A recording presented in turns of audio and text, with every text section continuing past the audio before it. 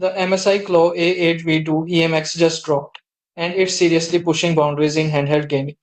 Reaching Intel for the first time, Mississippi I went full AMD with the Ryzen Z2X Dream chip, backed by 24 GB LPDDR5X RAM and a 1 TB SSD giving it near laptop performance. The A1080p plus 120Hz VRR display is crisp and smooth, and the new design upgrades, from textured grips to improved ergonomics, make it feel premium and gamer ready. You also get Hall effect sticks, bi-stick drift, macro keys, and a massive 80 watt-hour battery for long sessions.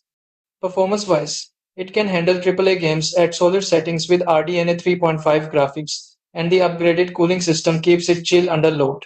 The catch: no official price yet, but it's likely expensive and not exactly plug and play for casual gamers. Final verdict: if you're a serious gamer or power user, this is one of the most exciting handhelds yet.